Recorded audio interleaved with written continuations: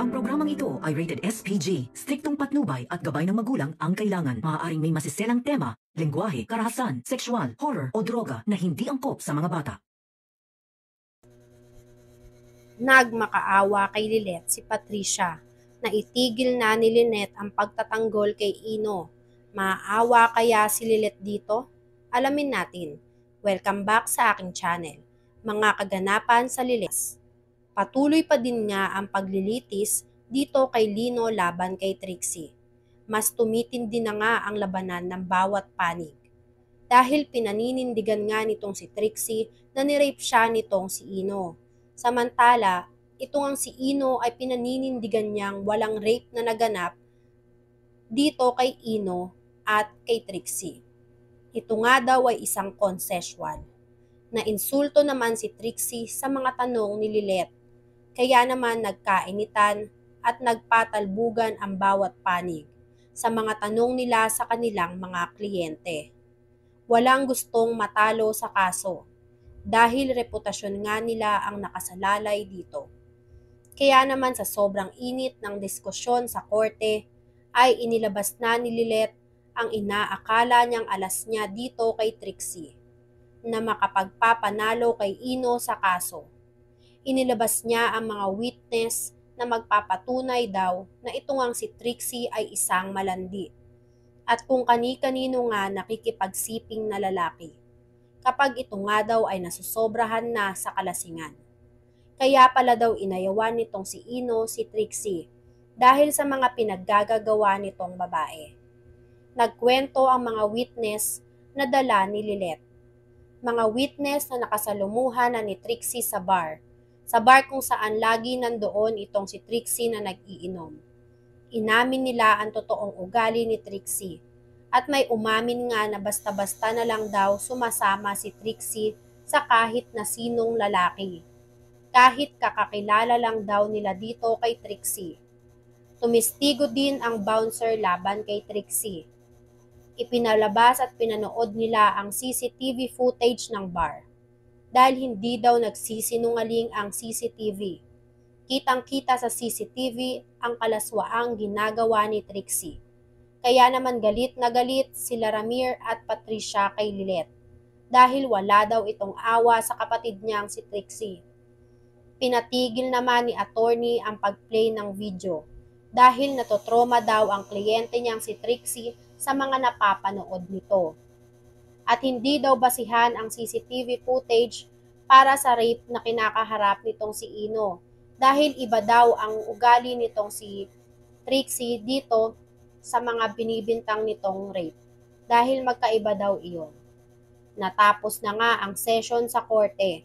Parang nakonsensya naman ang ating bida na si Lilet dahil sa inilabas niyang CCTV footage dito ni Trixie. Lumabas si Lilet. Nakita siya ni Ramir at inirapan lang siya nito. Sunod naman na lumabas ang dalawang mag-ina. Tinitigan nila si Lilet at umalis na lang bigla. Hindi naman makaya nitong si Lilet ang konsensya niya. Hindi alam ni Lilet ang gagawin niya dahil sa mga pinaggagawa niya sa korte. Na kahit alam niya ngang tama ay nakukonsensya pa rin siya. Dahil kahit papaano nga ay stepsister niya nga itong si Trixie. Dahil sa palagay niya nga ay napakasama niyang tao na ilaglag ang stepsister niya na si Trixie. Lumabas at nilapitan naman siya ni attorney na talaga namang kinanti pa siya dahil sa ginawa niyang paglalabas ng CCTV footage ni Trixie sa bar bilang ebidensya. Sinabihan niya si Lilet na alam niya ang ginawa ni Lilet pero hindi daw yun papanigan ng korte. Dahil kahit ano daw ang mangyari ay rape is rape. At hindi daw dahilan o excuse kung malandi ang isang babae. Kaya naman paalis na sana si attorney nang biglang nalaglag ang bag niya. Tutulungan na sana siya nitong si Lilet. Pupulutin sana ni Lilet pero pinigil siya nito. Sinabi sa kanya na kaya ko to at hindi niya kailangan ng tulong ni Lilet. Nakita naman ni Lilet ang gasgas sa braso ni attorney. Kaya naman inusisa ito ni Lilet. Tinanong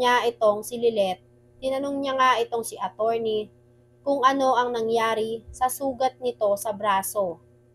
Pero nagalit lang si attorney sa kanya at sinabihan siyang wala siyang pakialam doon at manahimik na lang siya.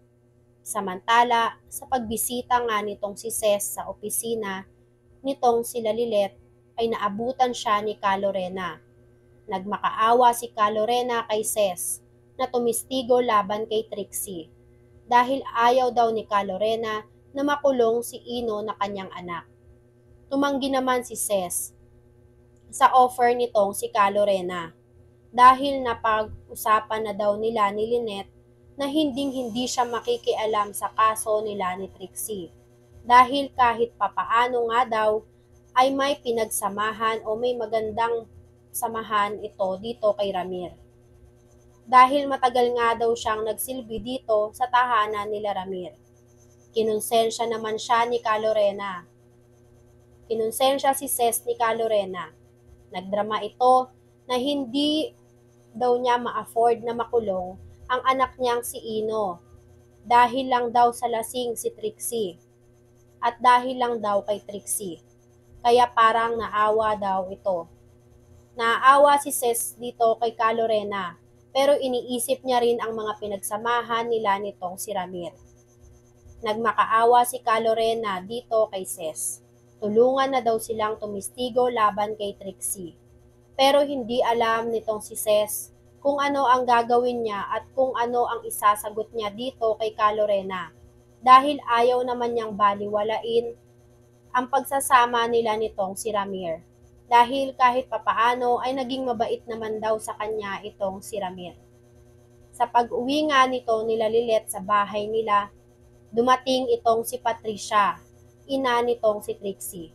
Umiyak ito.